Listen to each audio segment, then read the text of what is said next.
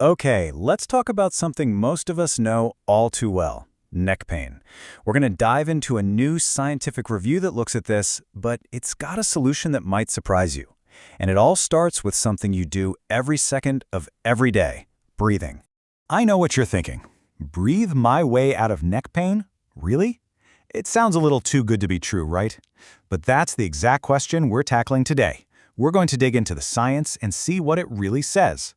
All right, first things first. Let's talk about a problem that, well, it practically defines modern life for so many of us. You know what I'm talking about, tech neck. It's that classic posture, right? Hours and hours hunched over a desk, staring at a screen, scrolling on our phones. It creates this forward head posture that puts a massive, unnatural strain on your neck, day in and day out. Okay, so how does that posture actually lead to pain? Well, this is where things get really interesting.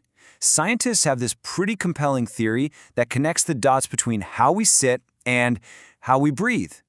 Think of it like a domino effect. Your head moves forward, and boom, it starts to compress your chest. This puts the squeeze on your diaphragm, your main breathing muscle. It can't do its job properly. So what happens? Your body calls in the B team, these smaller muscles in your neck and shoulders. They're not designed for that heavy lifting, so they have to overcompensate. They get tired, and well, that's where that chronic pain and tension comes from. It sounds like it makes a lot of sense, right? But does the science actually back it up? Let's take a look at the hard evidence.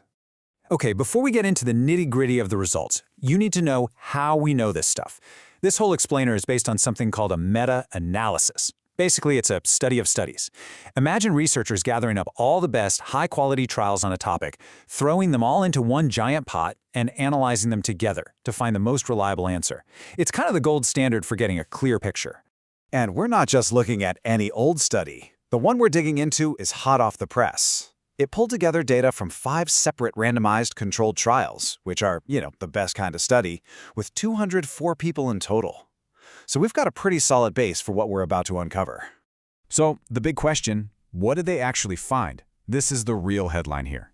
On one hand, the breathing exercises showed a clear improvement in posture. You could actually measure it. But, and this is a big but, when it came to actually reducing pain or making it easier to do daily activities, the effect was, pretty limited.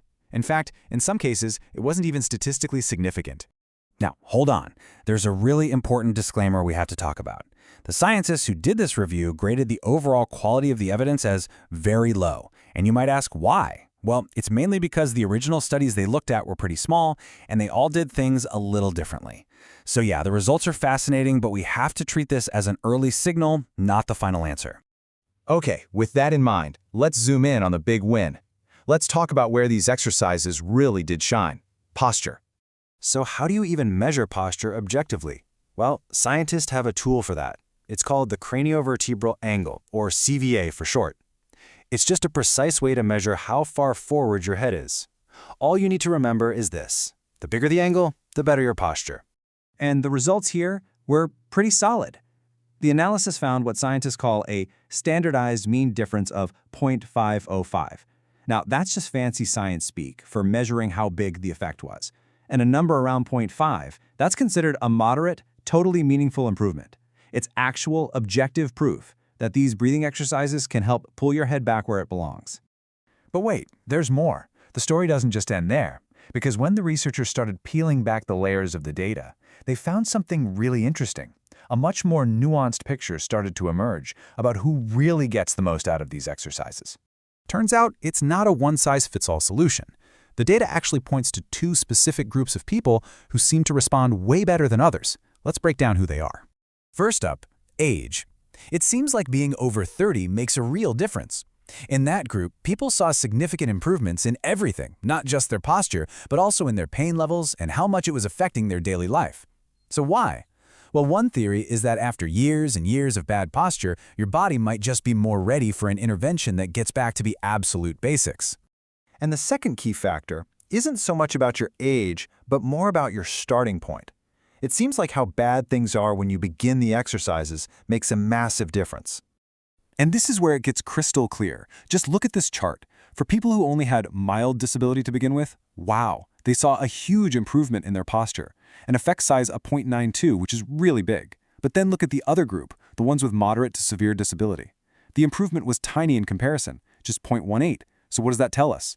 It really suggests these breathing exercises might work best as a form of early intervention before things get too serious. Okay, so let's tie all of this together. What's the bottom line? What can you actually do with this information? You know, I think the researchers who wrote the paper said it best themselves. They basically said, look, don't think of breathing exercises as some magic cure that works all on its own. Instead, their real power comes when you make them a core part of a bigger, more complete rehab program.